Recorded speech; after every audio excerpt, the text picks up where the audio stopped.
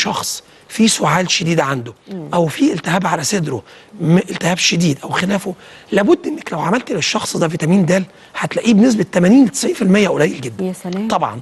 وده ظهرت اهميته. خلي بالك احنا ما بنقولش الموضوع ده الدكاتره اعتباطا. كانوا بيكتبوا لنا ساعه الكوفيد 19 ساعه كورونا ما كانت منتشره جدا. مظبوط.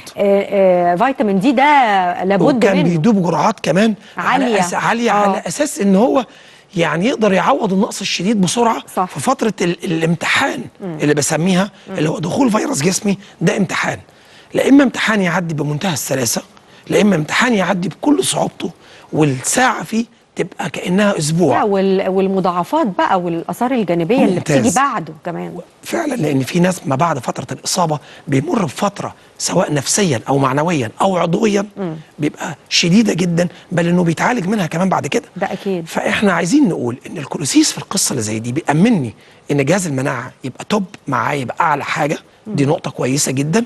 النقطه الثانيه ان الكولوسيس استثماره مش اثناء الاصابه فقط. ايوه، مش اثناء دي نقطة مهمة قوي. طبعا مش ان انا عندي ابني عيان تستنى الفيروس. مظبوط. لا، ده انت تستنى مقاومه جسمك، يعني مهما جه اي وقت هيبقى جسمك عنده مناعه عاليه. وعلى فكره وده بنشوفه جدا في حياتنا العمليه، لما نلاقي حتى اتنين اخين مع بعض والاثنين مصابين بنفس الفيروس ونلاقي في فرق رهيب. ايوه. طفل فعلا بيشفى بعد بسرعه مظبوط 3-4 ايام، وفي طفل تاني بيشفى بعد اسبوعين 3 وجلسات بخار وي حاجات كتيره جدا. فعلا الاسره بتبقى اكزهوستد، بتبقى انهكت.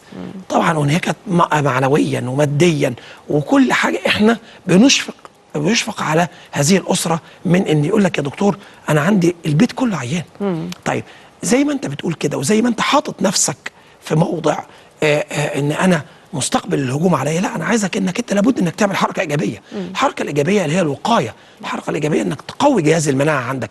وخلي بالك لو انت استثمرت في الجهاز المناعي، بروح الصيدليه بطلب فيتامين أ ود والاوميجا 3 زيت كبد الحوت اللي هو الكولوسيس، افضل بكتير من انك انت تستثمر في مضاد الحيوي.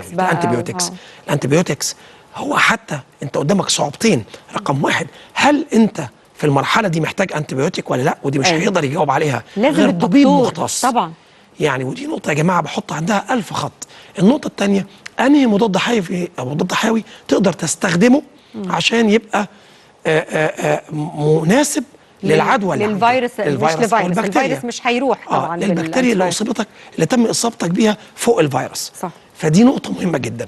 طيب هل الكولوسيس اقدر استخدمه في اي حاله اصابه اي مرض؟ طبعا تقدر تستخدمه في اي حاله مرضيه، وبالذات انك في حاله خروجك من الحاله المرضيه انت اوريدي بيبقى جهاز المناعه عندك واقع. طبعا. دي نقطه مهمه قوي. طبعا. النقطه الثانيه ان الكولوسيس لا يتعارض مع اي ادويه بتاخدها مزمنه، سواء كان ادويه ضغط او سكر او قلب. هو في الاول وفي الاخر يا جماعه فيتامين انا باخده في اكلي. بس المشكله ان انا محتاجه بجرعه اكبر، صعب ان انا اقدر اوفرها في اكلي. صحيح. او بمعنى صح، لو قدرت اخدها في اكلي بالجرعات الكبيره انا هاخد مساوئ الاكل قبل ما اخد فايده. طبعا.